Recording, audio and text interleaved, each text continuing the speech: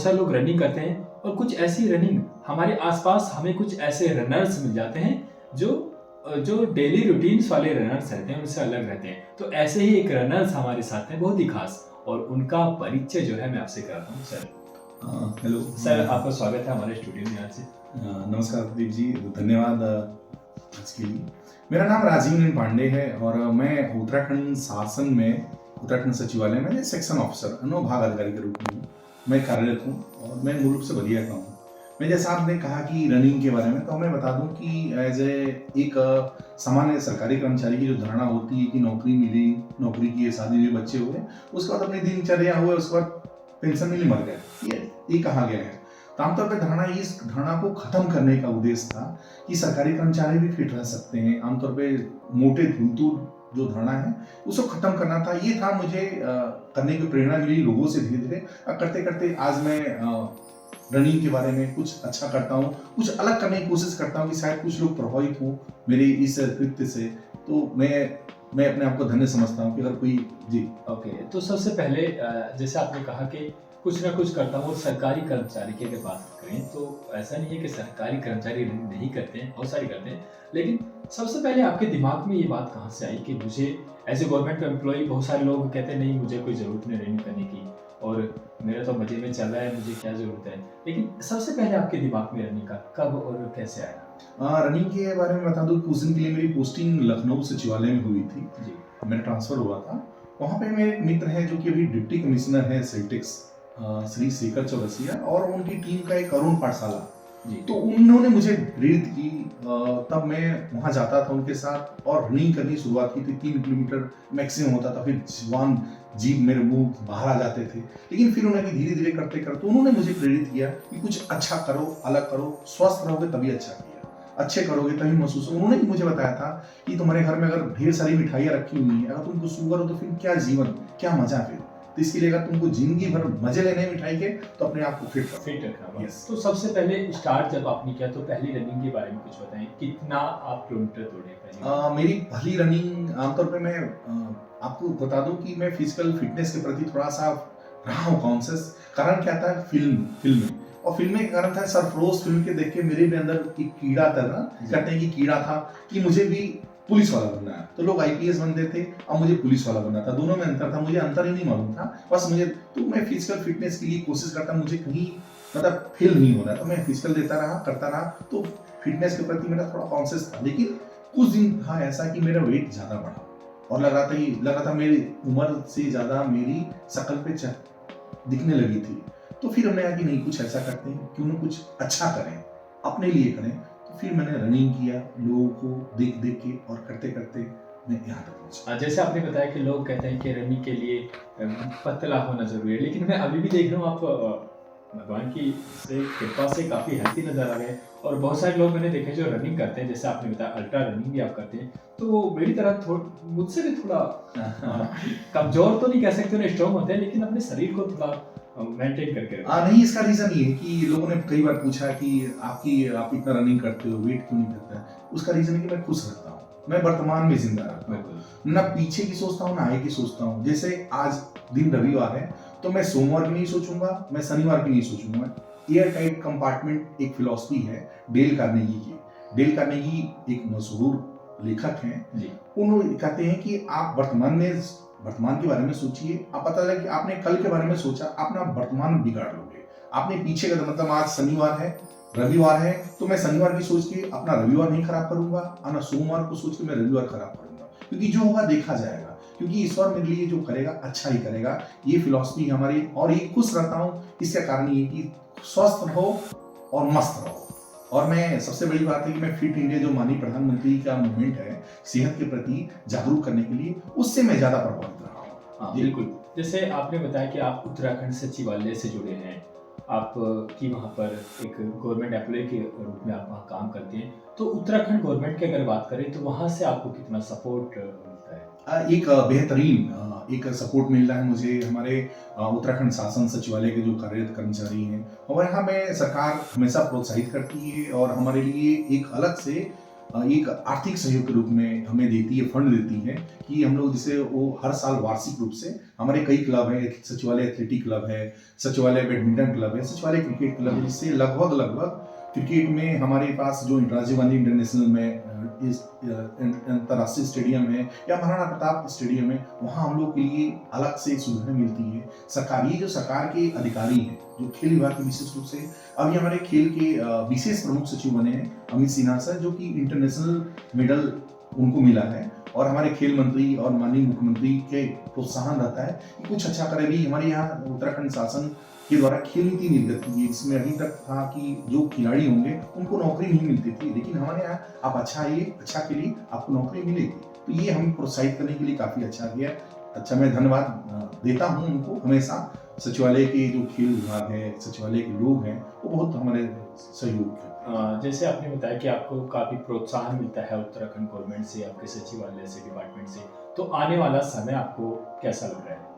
आने वाले समय में काफी अच्छा है, लोग प्रोत्साहित हो रहे हैं खेल के प्रति, सेहत के प्रति, क्योंकि लोग अभी तक क्या था कि खेलोगे कूदोगे बनोगे खराब, ऐसा था, और पढ़ोगे लिखोगे बनोगे नवाब, ये धारणा प्रति आमतौर पे लोग उगती है ये, तो उसको खत्म किया गया। हमारे बहुत सारे ऐसे प्लेयर हैं, ऐसे खिलाड़ी हैं जो स्कूल लेवल से आगे आ रहे हैं, वो आगे इन फ्यूचर में हमारी भारतीय टीम के किसी न किसी टीम के इवेंट के सदस्य हैं। समय बदल रहा है और लड़के और गांव तक, दूरस्थ गांव जो हमारे पहाड़ी गांव हैं जहाँ पे कुछ सुविधा नहीं है, वहाँ लोग भी अच्छा कर रहे हैं। और सबसे बड़ी खासियत हम यहाँ हमारे उत्तराखंड की मैं कहूँगा कि यहाँ पे लोग कहते हैं कि मैं जा रहा हूँ लद्दाख, मुझे हाई देखना है, अपने आपकी टफनेस देखनी है, तो पहाड़ पे रनिंग करनी है। क्या करना चाहिए? जैसे बहुत सारे लोग प्लेन से आके पहाड़ में रहते हैं, उनके लिए कुछ खास मैसेज?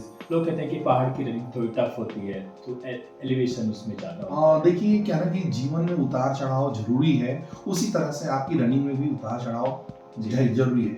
अगर आपने कहा जाता है कि थ्योरी है कि आप अभ्यास में जितना पसीना बहाएंगे उतना युद्ध में कम खून बहेगा, आप जितना टफेस्ट ट्रेनिंग लेंगे उतना ही बेहतर रहेगा। तो हमें लगता है देहरादून से बेहतर कुछ नहीं है, क्योंकि एलिवेशन हद से ज्यादा है। आपको बता दें अभी कुछ दिन पहले ही है, अभी एक इवेंट हुआ था किवाड़ी में, अल्ट्रा रनिंग था, जबरदस्त था, किवाड़ी से हाथी पांव जाना था, उसमें बेहतरीन था, हाई एल्टीट्यूड था, वो जबरदस्त रनिंग, ढलान था, चढ़ाई थी, एक अच्छा था, उम्मीद करते हैं अच्छा ही करेंगे। मैंने जैसे कि मुझे ज्ञात है, मुझे अवगत कराया गया है लोगों के द्वारा कि आपने भी कई सारी अल्ट्रा जो मैराथन है वो की है, और मैंने सुना है कि आपने जब स्टार्ट किया था अल्ट्रा मैराथन से तो आपको काफ़ी दिक्कतें आई थी, दिक्कतों का सामना किया आपने, लेकिन आप हारे नहीं, तो उसके बारे में थोड़ा सा। ये एक इवेंट था कि मैं यहाँ पे देवभूमि मास्टर्स एथलेटिक एसोसिएशन है इस देहरादून में, जो 35 प्लस से लेके 105 इयर्स के उसमें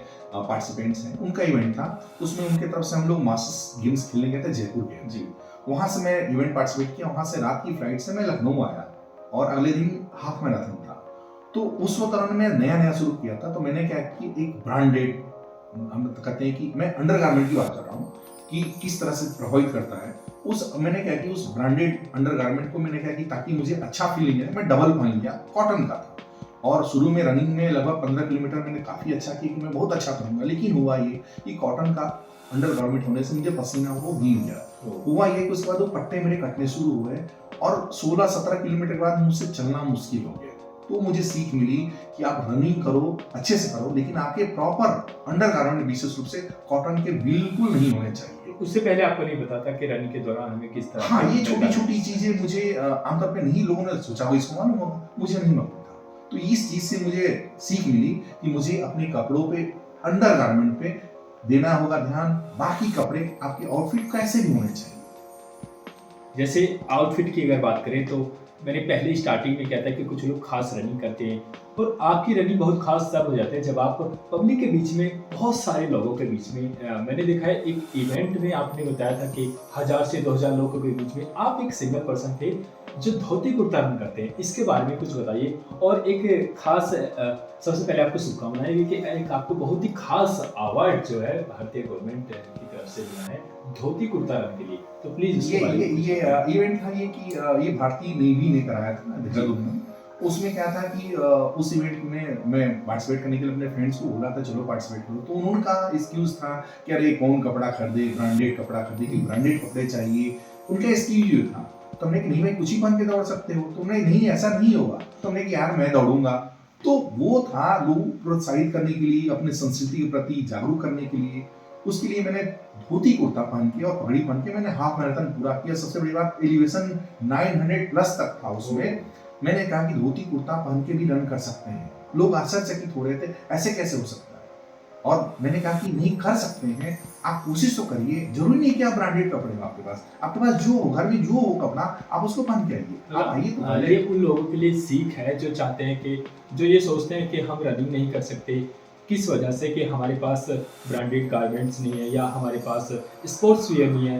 लेकिन एक ऐसा एग्जाम्पल हमारे सामने राजीव सर ने पेश किया है कि आप कुछ भी पहनकर भाग सकते हैं अगर आपका मन जो है वो मजबूत है। सबसे बड़ी बात ये थी कि मैंने ऐसे ही कहा था कि मैंने मुझे कोई सोच नहीं थी मुझे करना है। मैंने लोगों को प्रेरित करने के लिए कि धोती कुर्ता पहन के रनिंग किया और उसको इंटरनेशनल बुक ऑफ रिकॉर्ड्स में अरे वाह। उसको अलग से एक रिकॉर्ड माना गया, वर्ल्ड रिकॉर्ड माना गया कि अभी तक किसी ने धोती कुर्ता पहन के पहाड़ी रास्तों पे किसी ने किया नहीं था। उसको मुझे अमृतसर में पिछले महीने मुझे सम्मानित किया गया, अलग से एक अवार्ड दिया गया, एक सर्टिफिकेट दिया गया, मोमेंटोस दिया गया, मुझे सम्मानित किया गया कि मुझे अच्छा लगा। मुझे कोई तो मेरा उद्देश्य यही रहता है कि अगर कोई मेरे से कोई प्रेरित होता है, अगर एक व्यक्ति भी प्रभावित होता है कि यार चलो ये कर रहा है। मैंने कहा कि मैंने सबसे कहा था कि देखो वेट नहीं कोई मायने रखता है। मैंने कहा कई लोगों से कि देखो एरोडायनेमिक थ्योरी कहती है कि जो भौरा होता है वो भौरा उड़ नहीं सकता क्योंकि उसके पंख छोटे हैं, शरीर बड़ा होता है।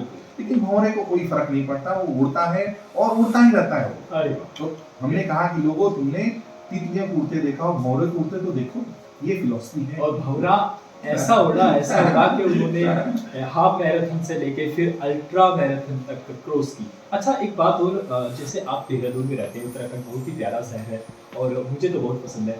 यहाँ के लोग भी बहुत पसंद है मुझे, बहुत अच्छे लोग हैं, सीधे लोग हैं। आपका कोई ग्रुप, रनिंग ग्रुप यहाँ पर है जिससे आप जुड़े हैं? हाँ, ये हमारे पास कई रनिंग ग्रुप है। DRC देहरादून रनर्स क्लब है, उसमें हम काफी सदस्य। और सबसे बड़ी बात है कि हम लोग रनिंग करते हैं और उसके बाद अगले दिन कोई किस तरह से आप गैदरिंग करते हैं? ग्रुप को किस तरह से इकट्ठा करते हैं? ग्रुप में एक मैसेज आता है कि अगर कोई आना चाहे तो आ सकता है, कोई दबाव नहीं होता है, जिसको समय मिले आप आइए। और सब अपनी तरफ से पार्टिसिपेट करते हैं और उसमें डॉक्टर्स हैं, इंजीनियर्स हैं, एडवोकेट्स हैं, अलग अलग कम्युनिटी के लोग हैं और किसी से कोई नहीं जानता है दूसरे को। लेकिन उससे एक हम संडे या फिर छुट्टी के दिन कहीं करते हैं, चलो कुछ अच्छा करते हैं। तो हम 5 किलोमीटर 10 किलोमीटर या हाफ मैराथन करने से या ट्रैकिंग पे चले गए तो एक अच्छा गेट टुगेदर होता था। जी जी।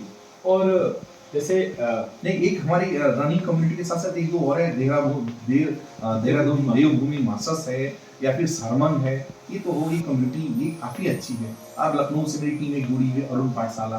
तो कई लोग ऐसे हैं जो वर्चुअल जुड़े रहते हैं, लोग वर्चुअल पार्टिसिपेट करते हैं। भैया मैं समय नहीं हूँ, मैं आउट ऑफ स्टेशन हूँ, तभी कोई बात नहीं, आप जहाँ पे हो आप उससे करिए। हमारे सचिवालय में एथलेटिक क्लब है, हम लोग वर्चुअल रन कराते हैं कि आप पार्टिसिपेट करिए। आपको बहाने मत बनाइए, एक्सक्यूज ना हो। आपके पास 24 घंटे फोन है, आप फोन में ऐप डाउनलोड करिए। आप रनिंग कितना करते हैं, कैसे करते हैं, आप पार्टिसिपेट करिए। जी। अच्छा, मैंने एक चीज और सुना है कि बहुत सारे लोगों के ना दोस्त होते हैं, मेरे भी दोस्त हैं, आप मेरे दोस्त हैं, बहुत सारे लोग दोस्त रहते हैं। लेकिन हम दोस्त बनाते हैं पार्टीज करने के लिए, क्लब जाने के लिए या कहीं घूमने जा रहे हैं। लेकिन मैंने खास बात सुनी है आपके बारे में, आपके सुबह के दोस्त हैं, उसके बारे में क्या बताएं? एक कंसेप्ट है हम लोगों का कि सुबह के दोस्त हम लोग रनिंग कम्युनिटी के एक सोशल मीडिया पे हमने अकाउंट बना रखा है, हमने ग्रुप बना रखे हैं। सुबह उस ग्रुप का नाम ही है सुबह के दोस्त। सुबह के दोस्त मतलब आपके पास मैसेज आए कि आप 5:30 से लेकर 7:30 जैसा मौसम हो आप आए, हमें ट्रैकिंग पे चलना है। और उस ट्रैकिंग पे ये है कि घर से क्या हम लोग करते हैं, पर्यावरण का ध्यान रखते हैं। घर से कॉफी बना के ले जाते हैं, चाय बना के ले जाते हैं, कोई कुछ जो भी, कोई हलवा बना ले जाता है, कोई बिस्किट ले गया, कोई कुछ ले गया। और घर से स्टील के गिलास या कागज गिलास हम ले जाते हैं। हम जाए ट्रैकिंग करते हैं, 1 घंटा 1.5 घंटा 2 घंटा जैसा हो, जैसा मौसम हो करते हैं। उसके बाद चाय पीते हैं, कुछ खाते हैं और कूड़े को अपने पास बैग में रखते हैं, फिर वापस आ जाते हैं। और सबसे बड़ी खासियत कि हम कहीं भी जाते हैं तो सुबह के दोस्त जो हैं हमारे, वो सेहत के प्रति हैं। शाम के दोस्त मिलेंगे आपको दूसरे नजरिए से देखते हैं। हम सुबह के दोस्त कहते हैं कि आइए तो पहले अब वो सुबह घंटे का 2 घंटे आप हमारे साथ रहते हो, यानी आप बिस्तर से दूर हो, आप फोन से दूर हो, इस तरह के तनाव से दूर हो। आप कहाँ प्रकृति की वादियों में सुंदर खूबसूरत मौसम, क्या माहौल है, वहाँ पे हो। इससे बेहतर कुछ नहीं हो सकता है। जी। अच्छा, जैसे आपने बताया सुबह के दोस्त, आपने एक मुझे दिल छूने वाली बात कही कि सुबह के दोस्त के साथ साथ आप पर्यावरण का बहुत ध्यान रखते हैं। जैसे आपने बताया कि आप अपने घर से स्टील के गिलास लेके जाते हैं, उन्हीं में आप चाय पीते हैं, फिर आप उनको वापस लेके आते हैं। लेकिन बहुत सारे लोगों को हमने देखा है, मैंने खुद, अगर मैं खुद की बात करूँ तो मैंने देखा है बहुत सारे लोगों को, पार्टीज़ करते हैं लोग, वहाँ पर प्लास्टिक के ग्लास वगैरह ले जाते हैं और भी बहुत सारी ऐसी चीज़ें ले जाते हैं और वो वहाँ पर पार्टी करने के लिए जाते हैं, ना कि ट्रैकिंग या रनिंग करने के लिए, तो उनके लिए कुछ खास मैसेज है? नहीं, ये तो फिर बाकी में और फिर हमारे में सोच में अंतर कैसे रह जाएगा? कुछ तो अलग करिए आप कोशिश तो करिए। माननीय प्रधानमंत्री भी कहते हैं, आप कोशिश तो करिए। कोशिश तो करिए। अपना अपने आप अपने घर के साफ रखेंगे तो पूरा शहर साफ हो जाएगा। आप दूसरा कौन क्या करे कोई मायने मत रखिए। आप अपना काम करो ना। आपको किसने कहा कि मत करिए? आप कोशिश करिए, अच्छा होगा। आप सुधरोगे, युग सुधरेगा। हम कहते हैं क्यों ना हम शुरुआत कैसे करें? खुद से करें। जी। अच्छा, जैसे आपने बताया कि आप लोगों को प्रोत्साहित करते रहते हैं कि रनिंग के लिए आए। कोई हाल ही में अगर इवेंट हो रहा है, लोग आपसे जुड़ना चाहें, इवेंट की कोई डेट ऐसी हो कि आस-पास इवेंट हो, किस तरह से आपसे लोग कनेक्ट हाँ, हो एक सकते हैं? एक काफ़ी अच्छा इवेंट होने जा रहा है आगामी 31 मार्च को। 31 मार्च 2024 को देहरादून में, जी। जो कि ये जो बलिदान दिए हैं लोगों ने देश के प्रति, हमारे समाज के प्रति, उनको समर्पित है ये शहीद रन 0.3। ये शुरू हो रहा है, ये 31 मार्च से, और ये 2 किलोमीटर, 5 किलोमीटर, 10 किलोमीटर और 21 किलोमीटर यानी हाफ मैराथन। इसमें आप सब परिवार पार्टिसिपेट कर सकते हैं। कोई भी एज कैटेगरी वगैरह? एज कैटेगरी भी है इसमें, जो विनर्स हैं उनके लिए। लेकिन जो एज ए फन रन करना चाहते हैं, अपने बच्चों के कोई भी साथ आ पार्टिसिपेट सकता कर, कोई भी आ सकता है। हमारा उद्देश्य है जागरूक करना, सेहत के प्रति, स्वास्थ्य के प्रति, समाज के प्रति और अपने नजरिए के प्रति। आप नजरिया बदलिए। आपने बात करी समाज की, देश की। आप अपने परिवार के बारे में थोड़ा बताएँ कि मैंने सुना है कि आपकी 2 बेटियाँ हैं, वो भी आपके साथ रनिंग करती हैं। हाँ, एक मज़ेदार इवेंट है कि मेरी पत्नी भी पब्लिक सर्विस कमीशन यूपी में वो एज ए सेक्शन ऑफिसर हैं। अरे! जिनकी पोस्टिंग है अभी फिलहाल प्रयागराज में है और मैं देहरादून में। लेकिन फिर भी हम लोग यहीं से मैनेज करते हैं, जैसे है ऐसी परिस्थिति। मेरी 2 बेटियाँ हैं और आपको बता दूँ, मेरी बेटी जब एक 1.5 साल की थी और एक बेटी मेरी 5 साल की थी। तो मैंने कहा था कि एक शहीद रन हुआ था बहुत पहले, तो उन्होंने कहा कि उसमें 5 किलोमीटर रन करना था। तो हमने उन बच्चों से कहा कि आप लोग पार्टिसिपेट करोगे, जिसको करना सुबह उठ जाए। तो संयोग था कि सब मेरे घर में, मेरी वाइफ, मेरे दोनों बेटियां, जो 5 साल की थी बड़ी वाली, वो तैयार हो गई और छोटी बेटी को मैंने अपने कंधे पे रखा। और मेरी बेटी जो 5 साल की, तो उसने 5 किलोमीटर दौड़ा, कंप्लीट किया। मेरी वाइफ ने किया। कारण क्या था? हमें उद्देश्य था लोगों को जागरूक करना। और मेरे बच्चे थे। अभी जून में एक फादर्स डे हुआ था, जिसमें मेरी बेटियां आई थी देहरादून, जो कि 6 साल की, 10 साल की।